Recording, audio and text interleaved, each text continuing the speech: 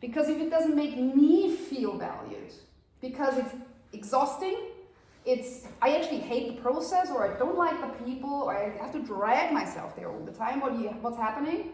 That's the guarantee for burnout.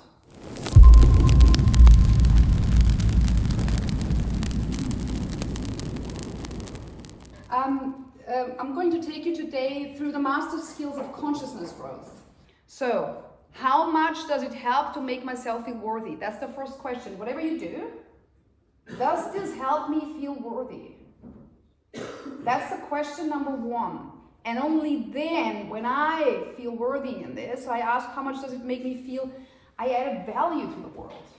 Because if it doesn't make me feel valued, because it's exhausting, I actually hate the process, or I don't like the people, or I have to drag myself there all the time, what's happening? That's the guarantee for burnout.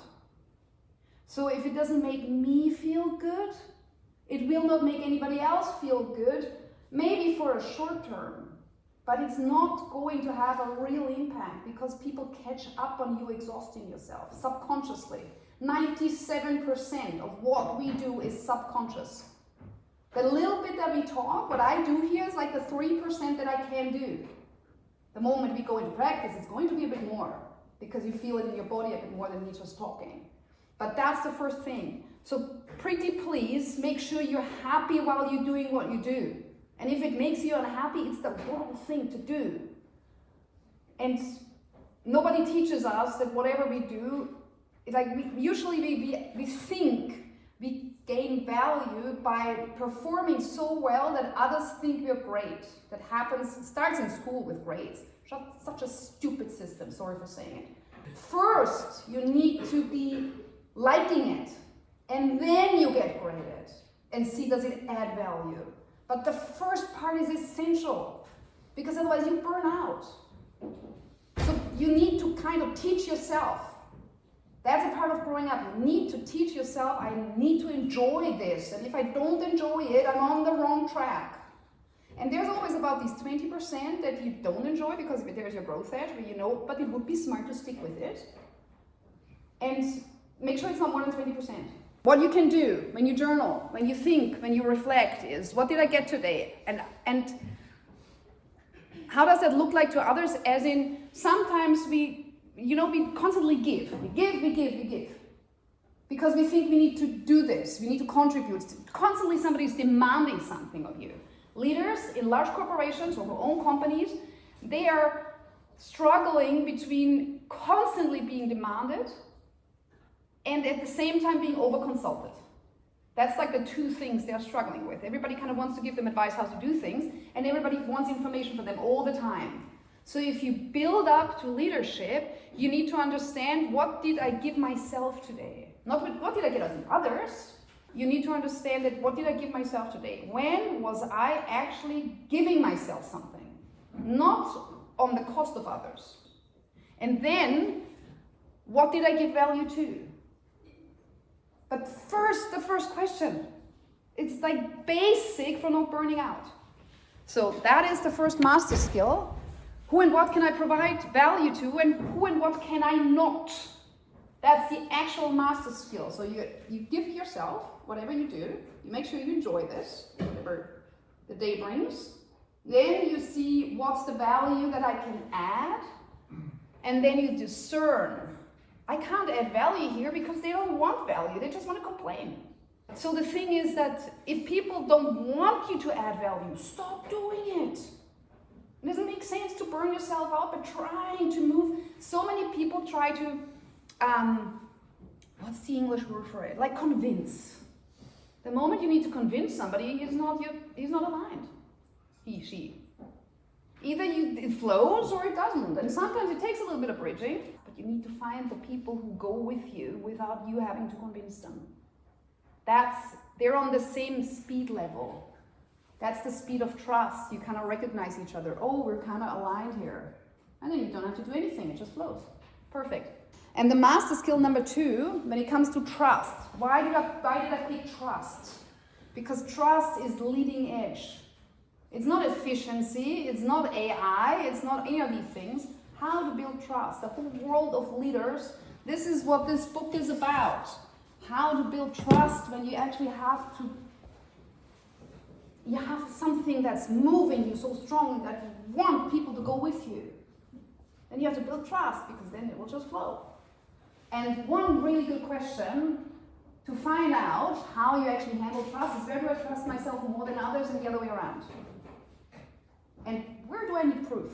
I demand proof of concept.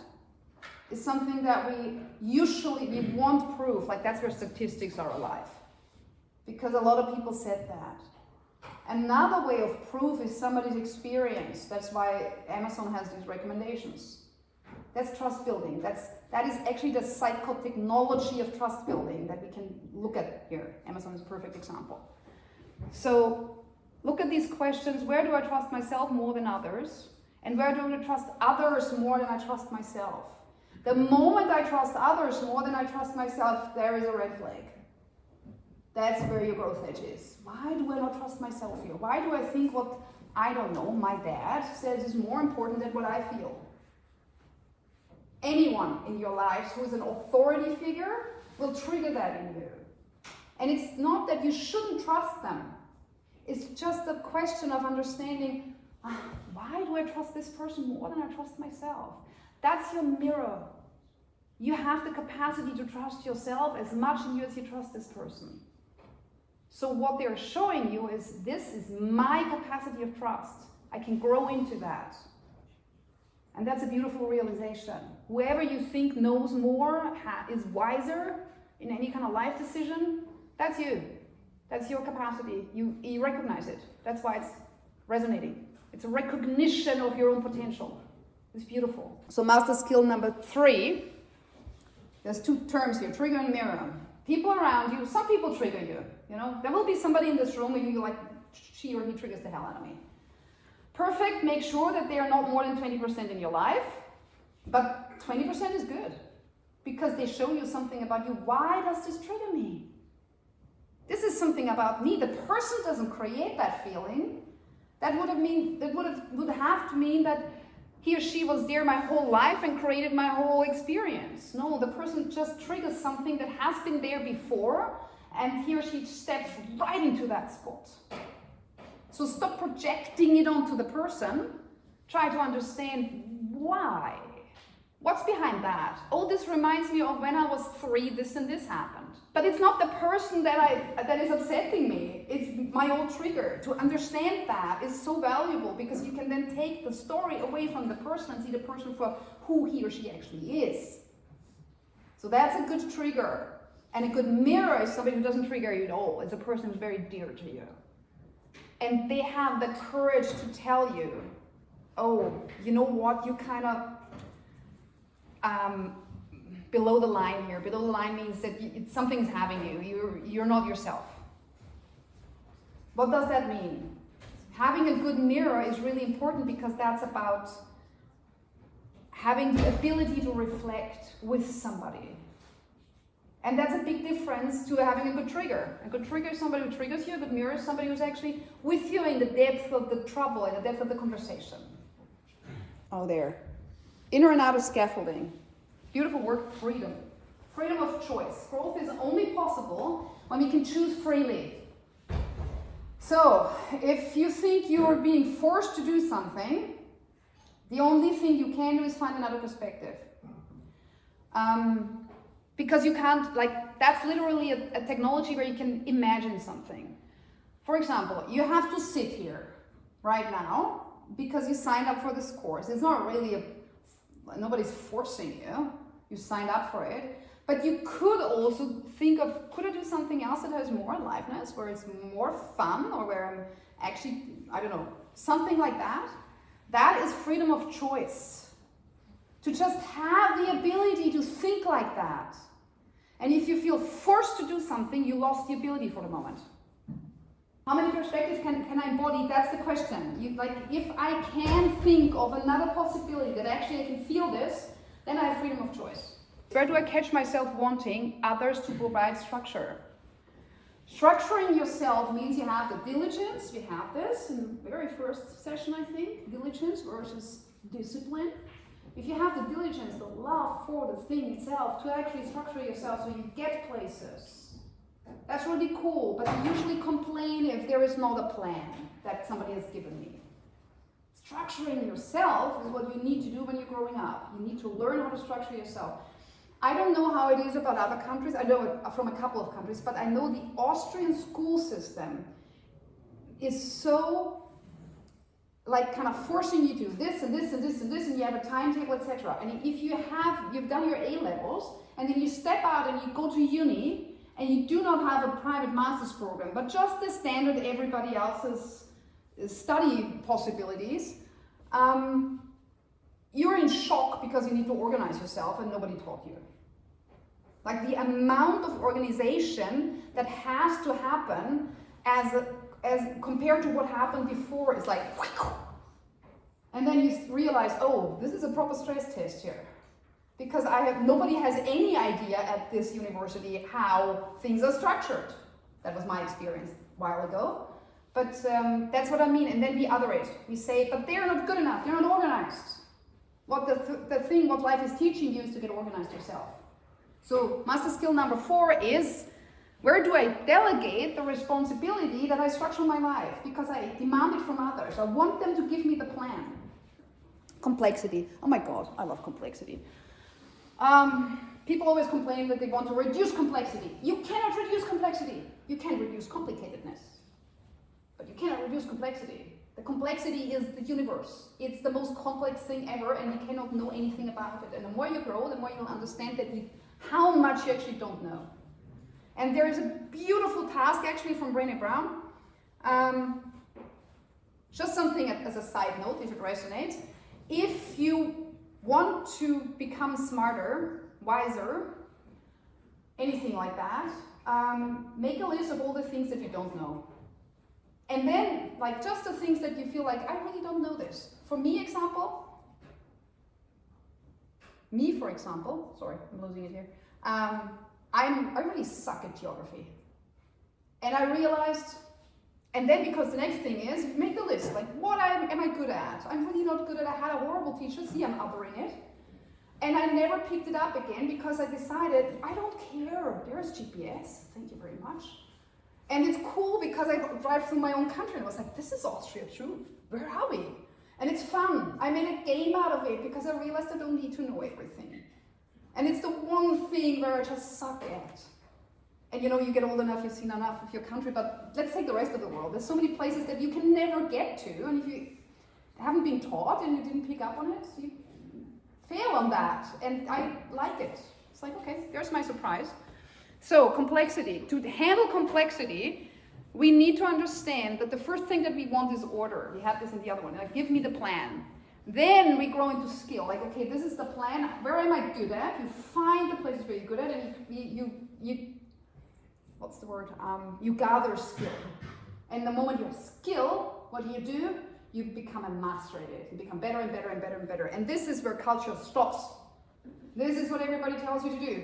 Be like, mastery is such a big word. And then, after that, what's after that?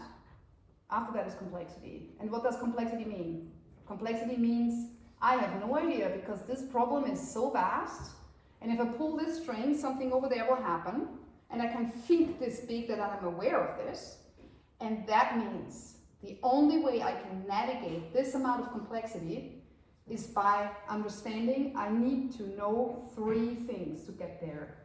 Only 3. What's the 3 pieces of information that I need to make an informed decision?